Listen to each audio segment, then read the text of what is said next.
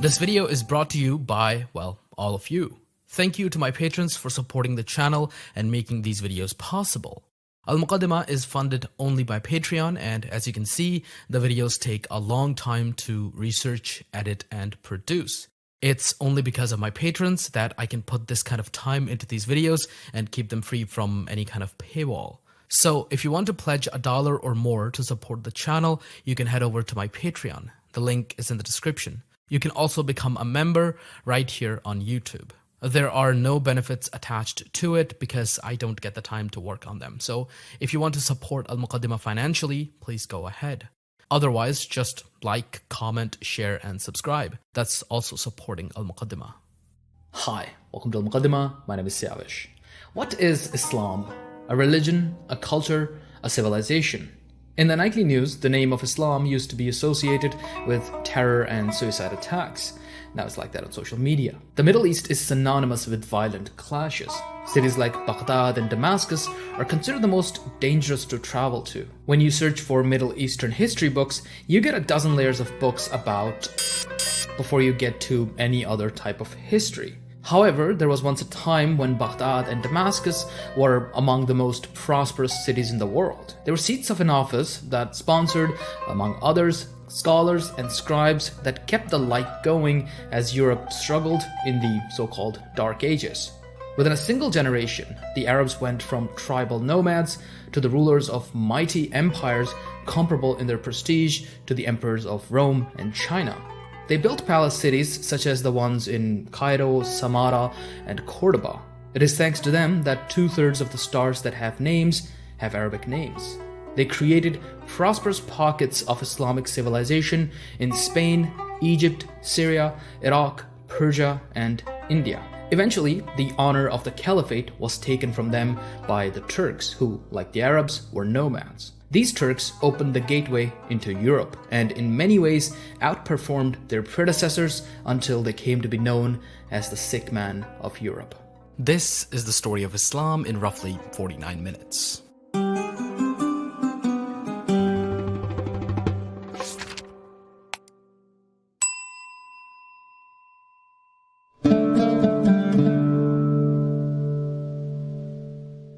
Islam was born in Arabia, in the city of Mecca, where the Prophet Muhammad received revelation in 610 from the God of Abraham. He immediately started preaching to the people of Mecca, but he was unsuccessful and was eventually forced into exile. He had to find shelter in a nearby city, which came to be known as Medina. From here, Prophet Muhammad ran the first Islamic state and came into conflict with his former countrymen as he raided them and they, well, wanted him dead. Eventually, he conquered Mecca and then most of Arabia. He even challenged the Byzantine Empire, but never came into conflict with it himself. The revelations he received set the outlines of Islam for an individual and a state, but more for an individual. After 23 years as a prophet and a leader, he passed away in 632 at the age of 63. His succession plan was not clear, but to this day, this is debated. In the modern day, with the benefit of hindsight, his son-in-law and cousin Ali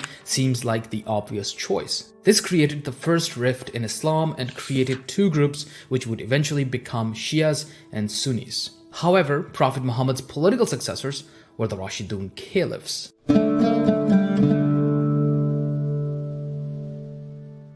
The Prophet's close ally and father-in-law, Abu Bakr, took over as his successor or Khalifa, which literally just means successor or deputy and is Latinized as Caliph. The office of the Caliph was established. Immediately, chaos was rooted out and armies were dispatched against the exhausted Persians and the Byzantines. Abu Bakr died after a short reign of 2 years and his successor, Umar, led the campaigns against the Byzantines and the Persians. When the dust settled, Muslims found themselves in possession of the rich provinces of Iraq, Syria, and Egypt, as well as the hugely diverse population that lived in them, speaking a European Union's worth of languages. Arab Muslims, a small minority, was now the ruling class that ruled over a large non-Arab and non-Muslim population. Umar's successor, Uthman, was brutally murdered by rebels who accused him of corruption.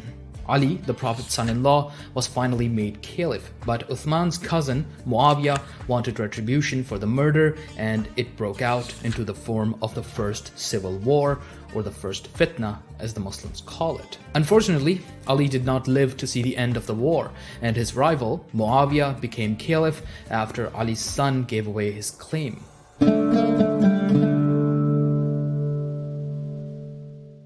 Muawiyah founded the Umayyad dynasty, which ruled the Islamic Empire for almost a century. The seat of their power was in Damascus. They expanded the empire to the Indus in the east and Iberia in the west, making it one of the largest empires in history. However, with the exception of one man, Umar ibn Abdulaziz, all Umayyad caliphs were deeply unpopular.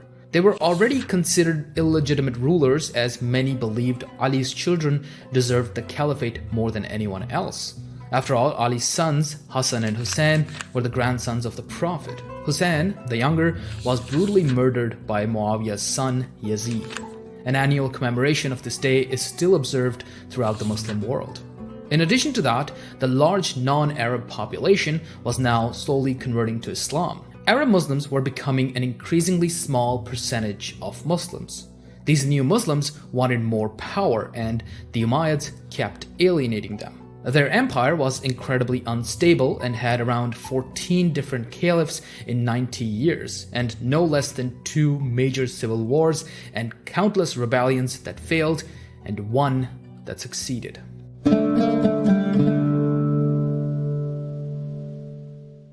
In 750, a revolution overthrew the Umayyad dynasty and replaced them with the Abbasids, who were descendants of the Prophet's uncle Abbas. They were members of the Prophet's house, no doubt, but not the ones the people were hoping for. The Abbasids were supported by non-Arabs who felt like second-class citizens under the Umayyads. They consolidated their rule over their new mighty empire and built a new capital at Baghdad, which became the heart of the Islamic Golden Age. The establishment was now opened to non-Arab Muslims as well as Christians and Jews on several occasions. Speaking of Christians and Jews, even though they were never completely equal to Muslims, they were still treated with remarkable tolerance for the time. In addition to all that, the Abbasids defeated the Chinese Tang Empire and halted its expansion into Central Asia.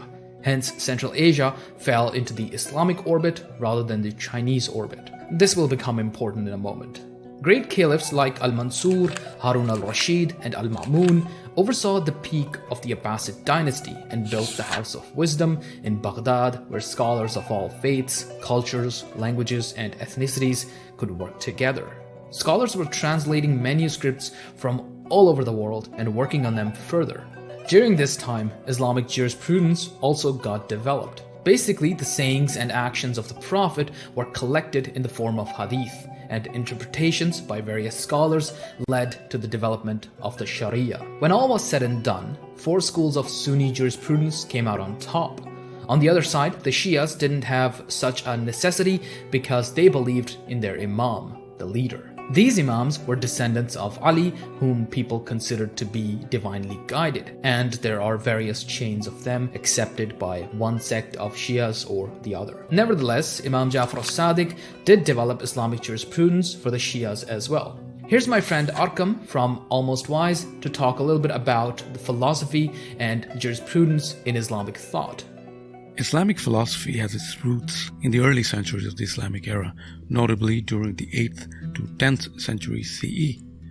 The origins of Islamic philosophy can be traced to the translation movement, which took place in the House of Wisdom in Baghdad and other centers of learning in the Islamic world. During this period, scholars translated classical Greek works, particularly those of Aristotle, Plato, and other Hellenistic philosophers, into Arabic. This translation movement marked a crucial intellectual exchange between the Greek philosophical tradition and the burgeoning Islamic civilization. Early Muslim scholars such as Al-Kindi played a pivotal role in assimilating Greek thought into the Islamic intellectual framework. They sought to harmonize reason or aql with revelation, aiming to reconcile Greek philosophy with Islamic theology. But even before that, even before the introduction of Greek thought, There still was philosophy at the root of it all. What transpired after the Battle of Siffin, for example, was in fact a philosophical rift. What part does Plotinus' Neoplatonism play in the foundations of Islamic philosophy? I cover all of this and a lot more. Head over to my channel if you're interested. Thank you.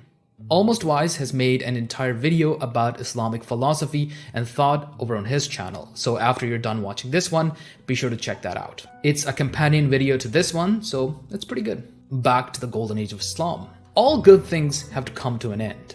The Abbasids added Turkic slave soldiers from Central Asia to their military and promoted them to all high offices. All of the establishment, which had previously been Arab and Persian, was now replaced almost entirely by the Turks within a single generation. The two sides clashed constantly, and so a new capital at Samarra was created, but it didn't help that much. The thing about slaves and mercenaries is that they come to the realization that the caliph isn't their patron. The caliph is essentially their hostage, because the caliph relies on them more than they rely on him. So they turned the caliph into a puppet. Corruption and instability ran rampant, and the empire broke apart. Within the 9th century, the Abbasids lost almost everything they had. Persia, Syria, Egypt, and Arabia all walked away. The Abbasids hardly exercised any control outside the walls of their palaces. Around 950, 2 centuries after the Abbasid revolution, a Persian Shia dynasty from northern Persia swept into power and took over Baghdad, replacing the Turks as the puppet masters. The caliph, who was Sunni, became a vassal for the first time in history. This went on for a century until a Sunni dynasty from Central Asia named the Seljuks broke into Persia with remarkable speed. They defeated the Buyids and took over all of their former lands. The caliph was, once again, a puppet, but this time the overlords were Sunni, so at least that's a little better, I guess. The overtake by the Seljuks was accompanied by a large number of Turks moving all over the Middle East. The Seljuks started raiding Anatolia regularly, which rubbed the Byzantine Empire the wrong way. They tried to fight back, but the Seljuks broke them decisively at Manzikert in 1071, and well, Anatolia was open to them. A number of Turkic tribes moved into the area and fought for dominance over the next decades. This certainly demanded a response from the Christians. After all, God willed it.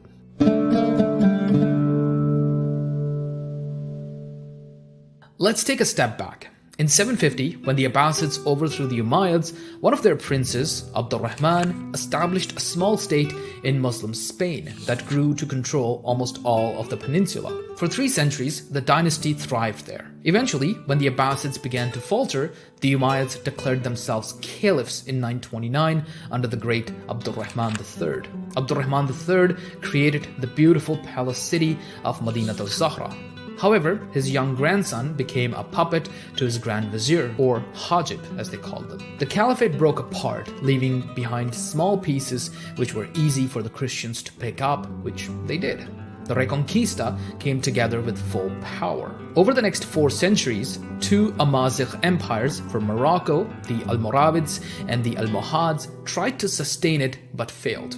Slowly, the Christians took over the entirety of the peninsula except for Granada, where a dynasty called the Nasrids awkwardly tried to survive for 2 more centuries, but they couldn't. The last Muslim ruler in Iberia, Muhammad XII of Granada, was expelled in 1492, the same year Columbus sailed the ocean blue.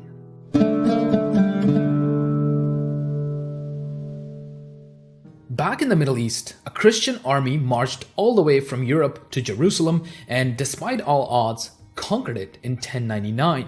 The Middle East at the time was busy with a pretty intense Shia-Sunni rivalry. Back in the 10th century, a Shia dynasty called the Fatimids had risen up from North Africa and taken over most of North Africa, including Egypt. They founded the city of Cairo to serve as their capital, and they claimed the caliphate because they claimed descent from the Prophet through his daughter Fatima. For those keeping track at home, there were 3 caliphs at the time: the Abbasid caliph in Baghdad, the Umayyad caliph in Cordoba, and the Fatimid caliph in Cairo. It was the Fatimids whom the Crusaders had to defeat to take Jerusalem. The Shia Fatimids and the Sunni Seljuks were more occupied fighting each other than defending against the Crusaders. The Seljuk Turks were more effective in battle, and to counter that, the Fatimids did the same thing that the Abbasids had done. They added Turkic slave soldiers to their ranks. Again, the elements of the military started to take over the entire establishment. The caliphs became puppets at the hands of their generals. This pattern repeats again and again in Islamic history. I'm so glad we've resolved that now. The Sultanate of Egypt was finally taken over by a former vizier and general of the Fatimids. You might know him. He was named Salahuddin. Salahuddin Ayyubi reconquered Jerusalem from the Christians and established his own dynasty. However, the Turkic establishment was once again the power behind the Sultan until they became sultans themselves. The Turkic slave soldiers decided to take over as the Mamluk sultans in 1250. They established a formidable and wealthy empire that would legitimize its claim to power by stopping the unstoppable curse of God, the Mongols.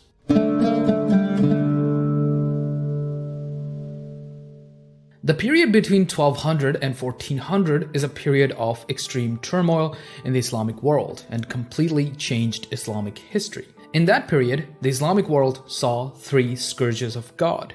First, in 1218, Genghis Khan sent a trading mission into Persia, which was then ruled by the Khwarezmian dynasty.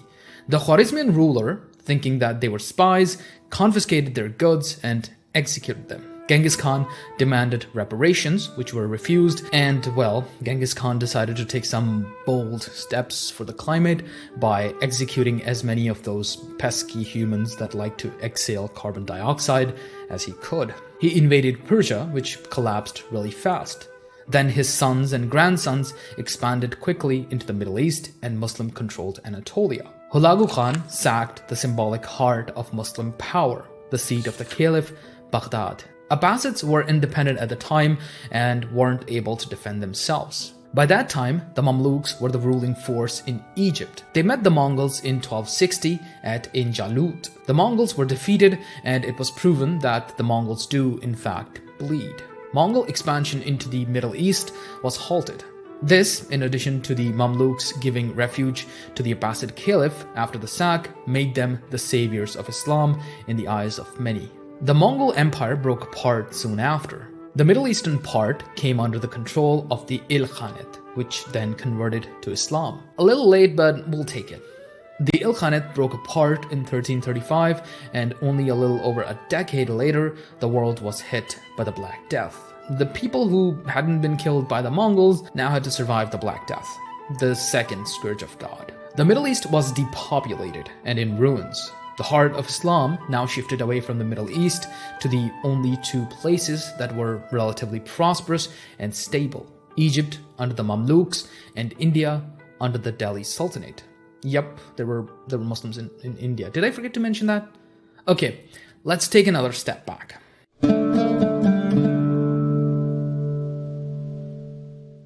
In the 8th century, the Umayyad Caliphate, the original Damascus-based one, had conquered Sindh in modern-day Pakistan.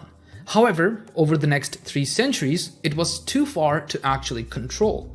It pretty much broke away and apart. Although around the year 1000, the Ghaznavids, who were a Turkic dynasty based in what is today Afghanistan, started attacking India and captured the city of Lahore in 1030. Their power dwindled over the next century until they were taken over by the Ghurids, who expanded further into India.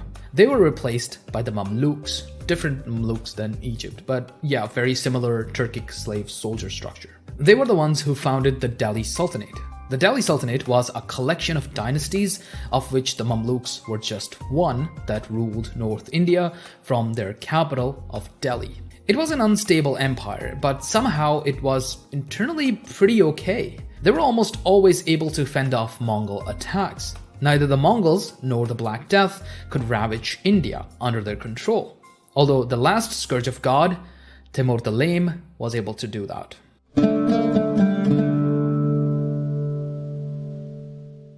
Timur the Lame rose up from Central Asia in the second half of the 14th century.